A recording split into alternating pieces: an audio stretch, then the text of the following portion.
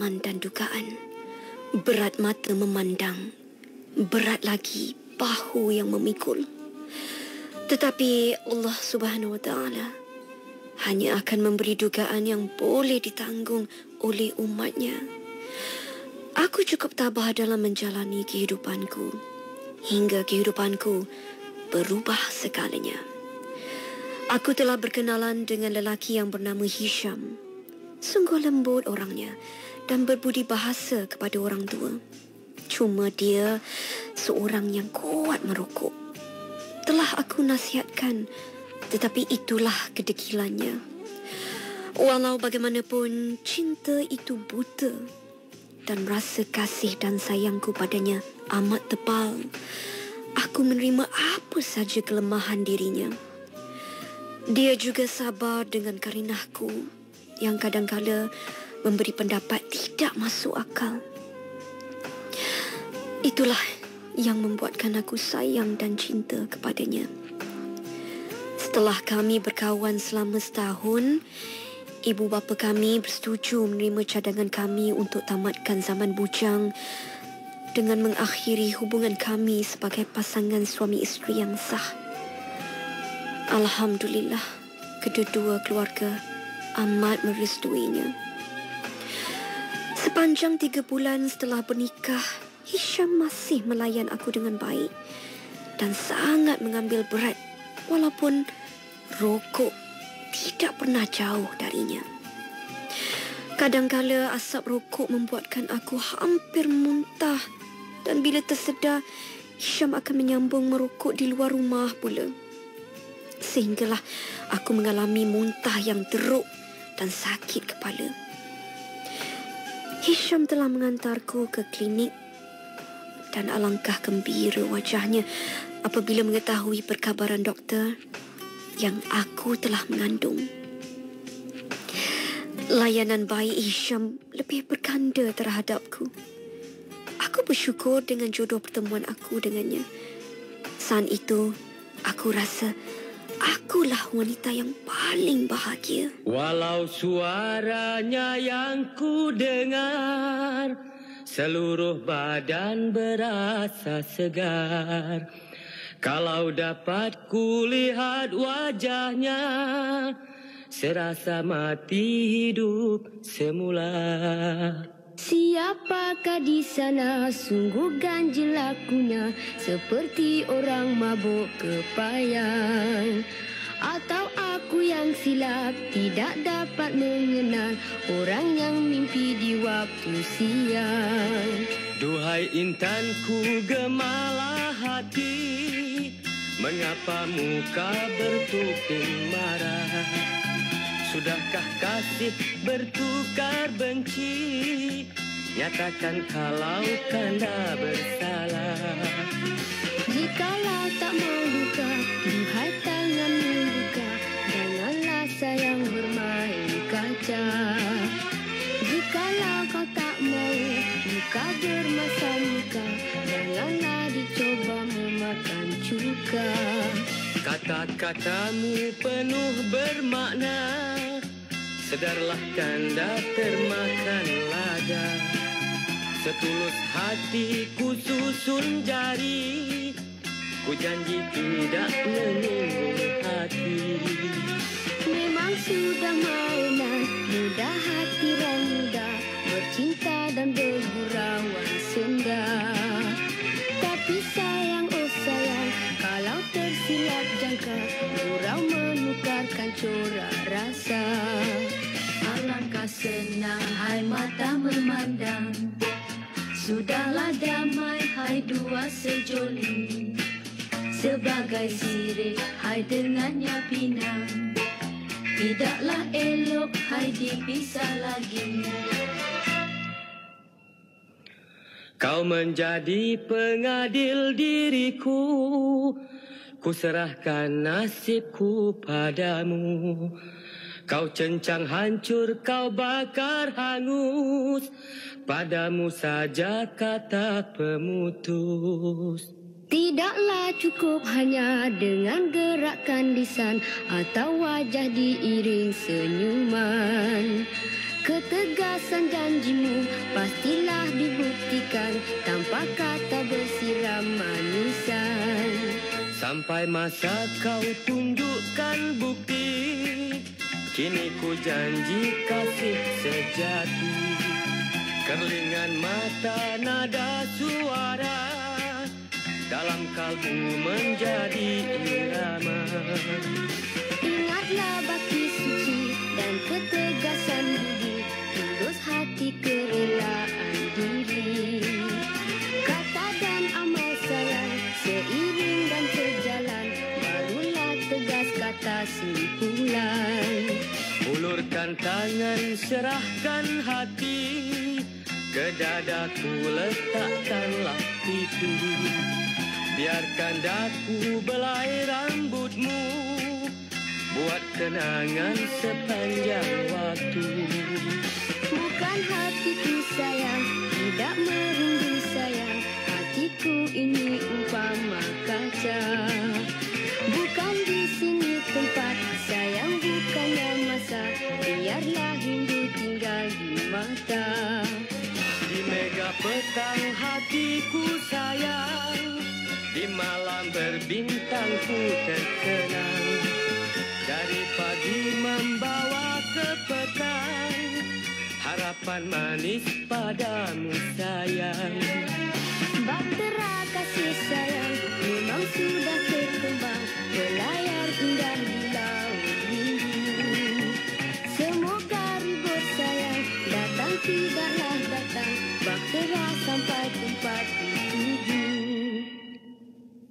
Alangkah senang hai mata memandang, sudahlah damai hai dua sejoli. Sebagai sirih hai dengannya pinang, tidaklah elok hai dipisah lagi. Sebagai sirih hai dengannya pinang, tidaklah elok hai dipisah lagi.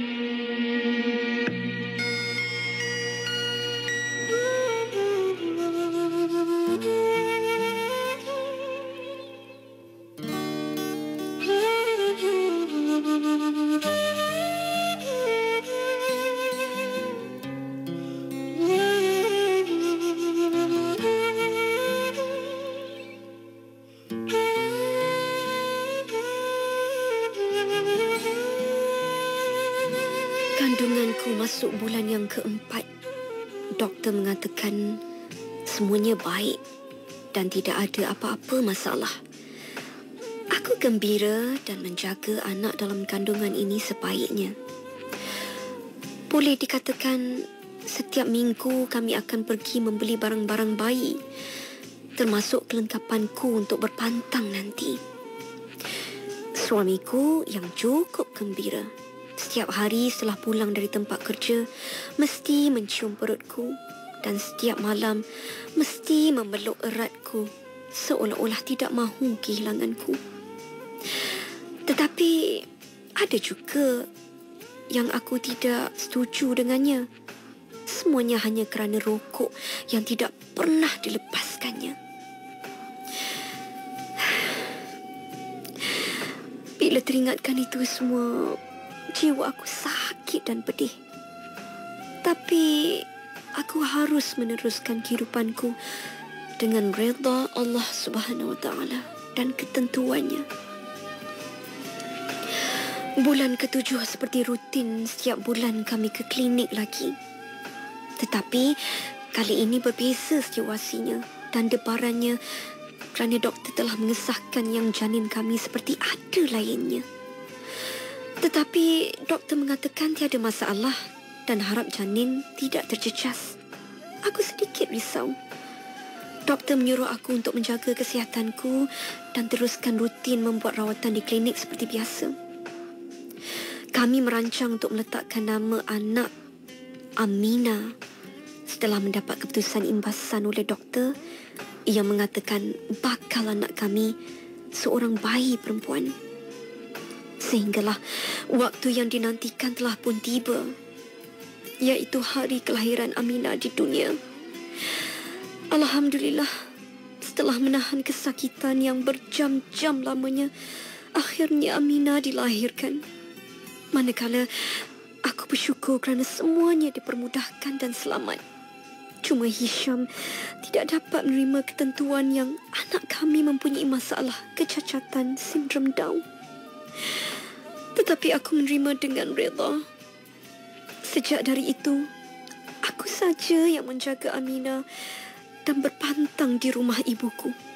Semua itu aku lalui sendiri, termasuklah pergi balik klinik sendiri dengan ditemani adikku. Keluargaku tahu keadaan kami, tetapi mereka tidak dapat berbuat apa-apa kerana berkali ditegur. Tetapi Hisham masih lagi dalam keadaan yang sama. Dia tidak pernah menjengukku dan bertanya kabar, apatah lagi kabar Aminah anak kami. Hinggalah Aminah berusia 7 bulan, Hisham datang kepadaku dan menceraikan aku di hadapan kedua orang tuaku. Subhanallah, kami semua sabar dan aku pula tidak menangis. Kerana aku sudah lama bersedia jika aku diceraikan dan nekat untuk membesarkan Aminah seorang diri. Aku sanggup menghadapinya kerana sayangku pada Aminah tiada penghujung. Sehinggalah satu malam,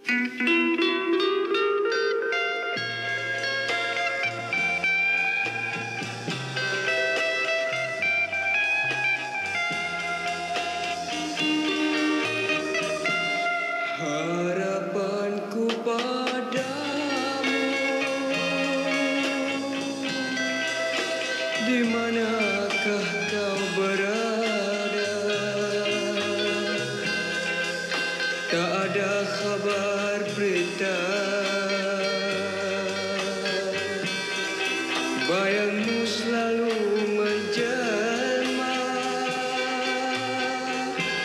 menjadi impian daku.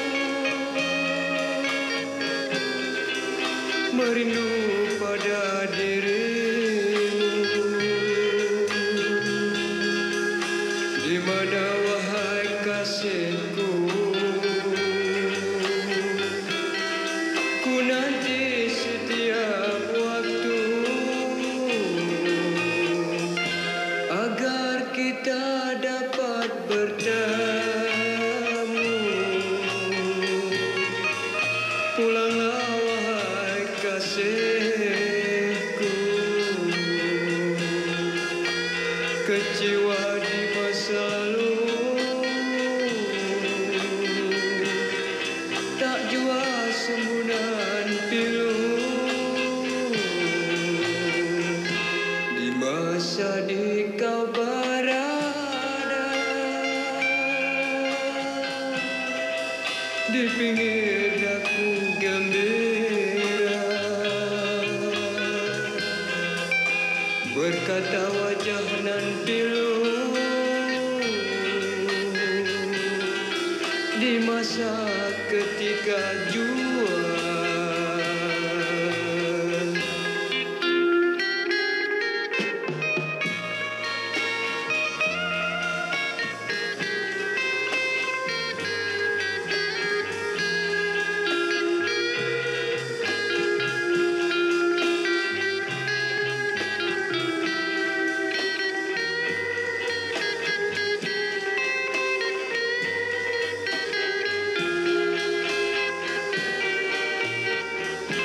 agar kita dapat bertemu.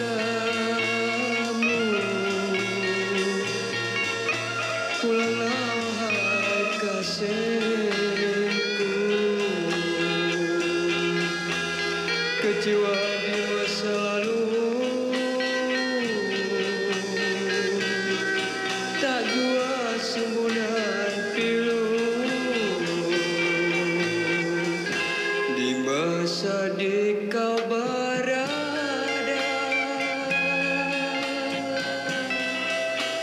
pinggir daku gembira, berkata wajah dan pilu di masa ketika jua.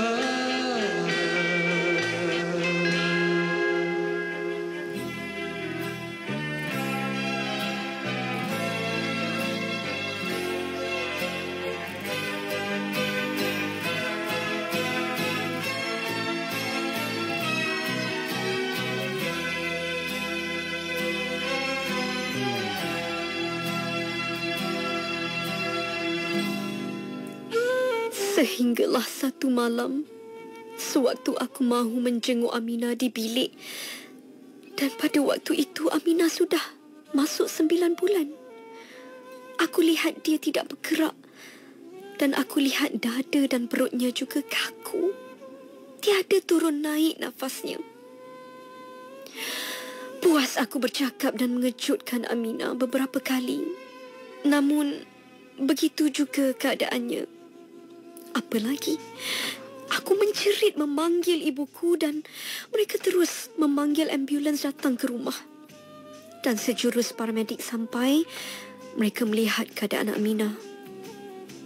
Akhirnya, kami diberitahu Aminah sudah tiada. Pada ketika itu, aku rasa hendak meraung.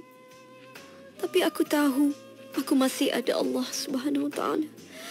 Dan aku telah mengawal emosiku dan kesedihanku daripada keadaan yang tidak terkawal seketika tadi.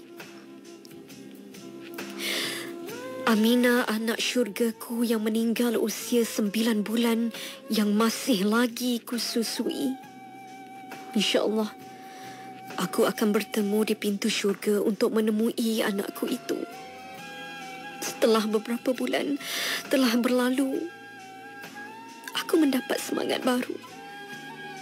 Aku juga telah meneruskan pekerjaanku di sebuah pejabat tempat aku bekerja dulu. Kemudian, pada setiap kali hujung minggu, aku dan keluargaku akan ke masjid di ibu kota untuk mempelajari kitab-kitab tauhid dan fiqh. Kami tidak pernah ketinggalan menghadiri ilmu akhirat itu hingga menganjak ke setahun pembelajaran kami. Alhamdulillah. Tetapi pada suatu hari sewaktu aku keluar dengan kawan-kawan sepejabatku di sebuah restoran Minang di bandar, sedang aku duduk, mataku tiba-tiba terlihat seorang lelaki yang juga memandang ke arahku, dan dia juga makan di restoran yang sama. Lelaki itu ialah Hisham, bekas suamiku. Dia juga bersama teman-teman yang semuanya kulihat lelaki. Mata kami bertentangan dan aku terus memandang ke arah yang lain. Selepas beberapa ketika, dia telah datang kepadaku dan meminta izin daripada kawan-kawanku untuk mengajakku keluar berbincang sesuatu. Aku mengikutinya dan kami berbual-bual di luar sudut restoran itu. Sungguh tak disangka dia sebenarnya mahu bersamaku kembali. Dia juga hidup sendiri dan katanya tidak dapat melupakan diriku. Tetapi aku tidak dapat menerimanya. Aku menjelaskan kepadanya yang aku sudah selesa dengan keadaan sekarang. Dan pintu hatiku telah tertutup oleh sesiapa saja. Sebenarnya, aku juga rasa geram dan teramat marah kerana dia pergi meninggalkan kami anak beranak dalam keadaan yang memerlukan. Dan mujurlah, aku masih ada keluarga yang susah senang bersamaku. Setelah mendengarnya, dia terus berlalu pergi. Aku bersyukur aku sudah melaluinya dengan tenang dan redha. Kini usiaku sudah menganjak 47 tahun. Tetapi aku masih lagi menyendiri Walaupun ada saja lelaki yang ingin mendekatiku, tetapi kesemuanya aku tolak dengan baik. Kerana hidup dan matiku kini, semuanya kerana Allah Subhanahu Wa Taala. Dialah segalanya bagi diriku.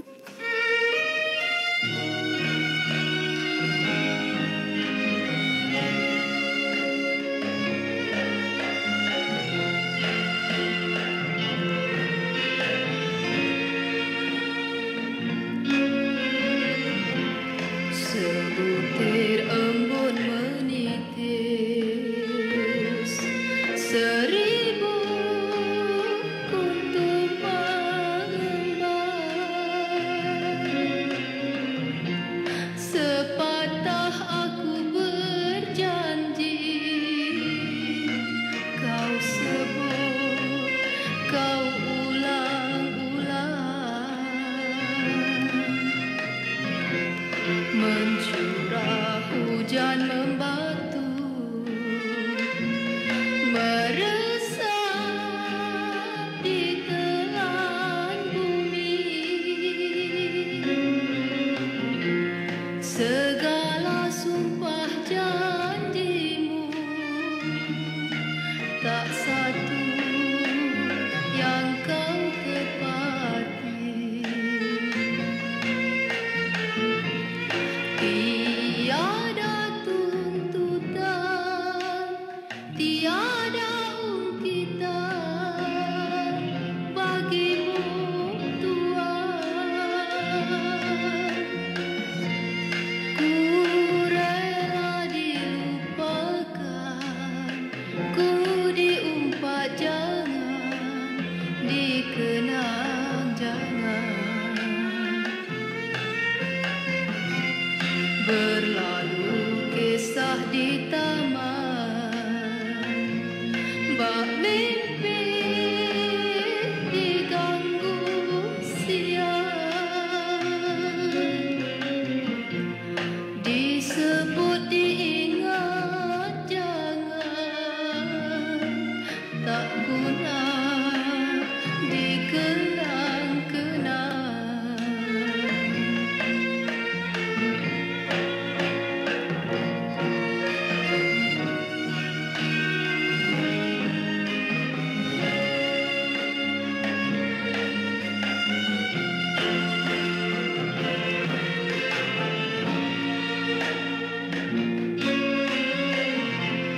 Berlalu kisah di taman, bak mimpi diganggu siang.